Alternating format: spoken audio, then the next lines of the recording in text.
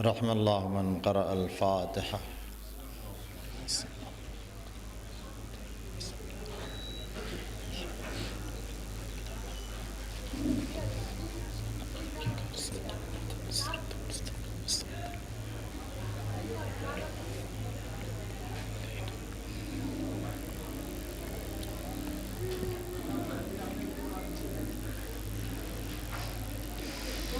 لا حول ولا قوة إلا بالله العلي العظيم. أعوذ بالله من الشيطان الرجيم. بسم الله الرحمن الرحيم. الحمد لله الذي هدانا لهذا وما كنا لنهتدي لولا أن هدانا الله.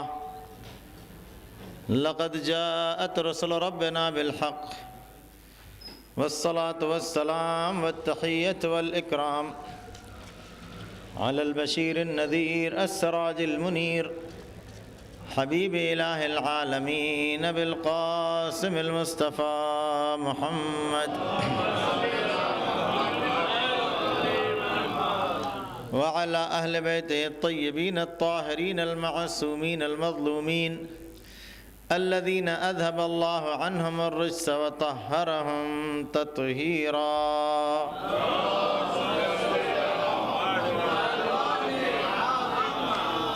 لا سيما الإمام المبين بقية الله في الأرضين الحجة الثاني عشر المهدي المنتظر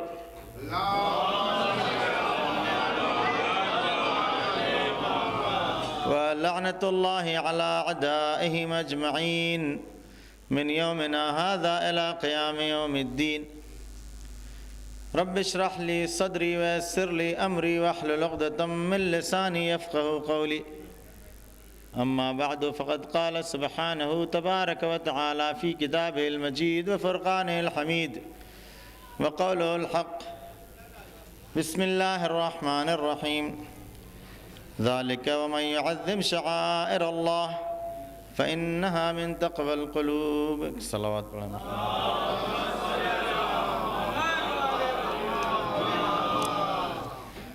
آپ حضرات سے گزارش ہے ایک مرتبہ سورہ الحمد اور 3 مرتبہ سورہ اخلاص کی تلاوت فرما کر مرحوم سید غلام محمد علی زیدی ابن مولوی سید عبدالوہاب زیدی مرحوم، میر حسن علی مرحوم ابن میر حسین علی مرحوم اور میر حسن جان مرحوم کی ارواح کو ایصال فرما. بسم اللہ.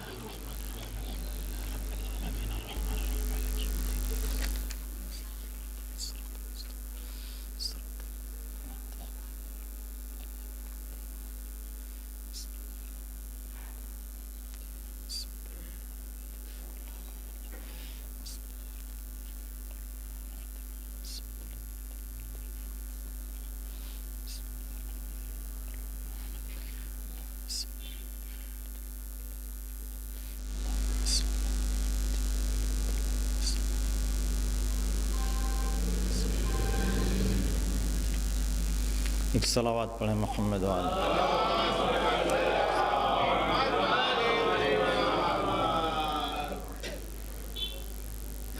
ارشاد باری تعالی ہے کہ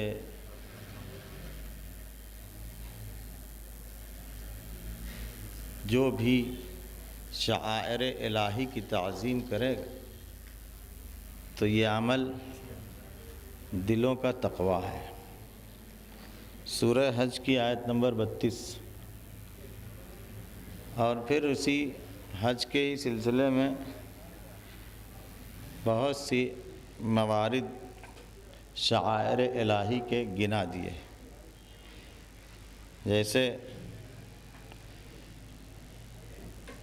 ان الصفا والمروہ من شعائر اللہ والبدن جعلناها لکم من شعائر اللہ. قربانی کا جو جانور ہے. تو اب یہ جو شعائر، کہیں یہ نہیں کہا ہے کہ یہی شعائر اللہ ہے. جو لوگ ذرا سی بھی عربی جانتے ہوں گے وہ اتنا سمجھتے ہوں گے کہ من شعائر اللہ کا مطلب میں سے ہیں، مطلب یہ ہے کہ اگر آپ شعائر الہی جاننا چاہتے ہیں کیسا ہوتا ہے تو ایسا ہوتا ہے۔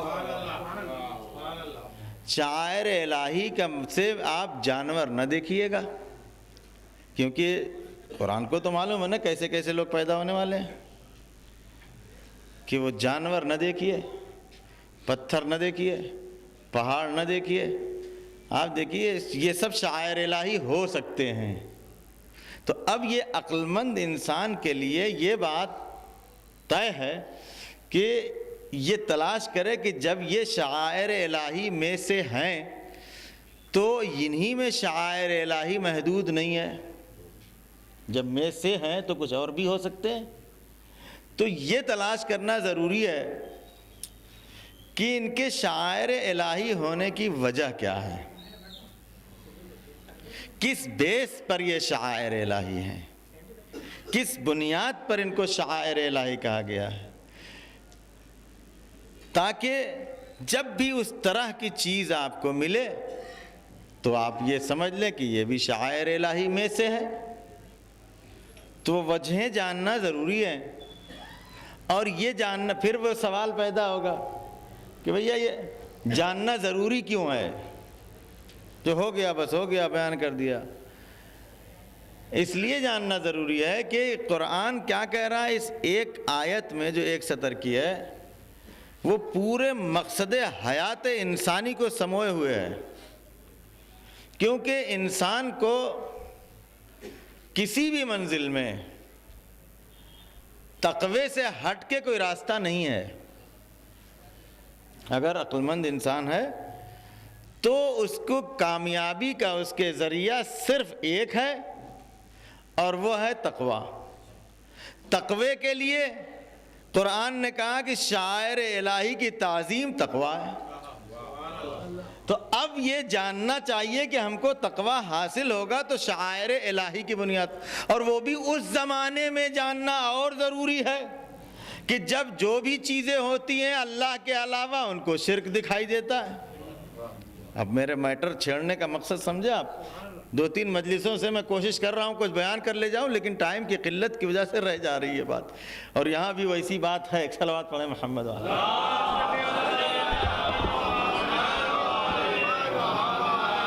اور یہ وضاحت اس لیے کر دے رہا ہوں کہ ایک مرتبہ ہوا ایسا کہ وہ ایک مولانا تھے بیچارے، وہ یہی آیت اس مجلس میں پڑھے، وہی آیت دوسری مجلس میں پڑھے، وہی آیت تیسری مجلس میں پڑھے، تو صاحب کہنے لگے کیا یار ان کی مجلس میں جہاں جا رہے ہیں وہی ایک ہی مجلس پڑھ رہے ہیں۔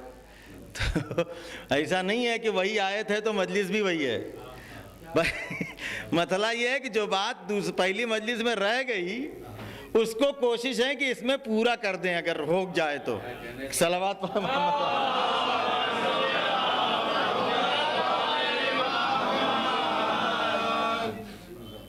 تو شعائر الہی یہ بتانا ضرورت کیوں پڑ گئی اس کی، کیونکہ کہیں اتنی ڈیٹیل میں بتانے کا موقع نہیں مل رہا، کیونکہ آج آپ جہاں بھی جائیں فلسفہ جو تھا وہ بالکل الٹ گیا ہے دینداری کا۔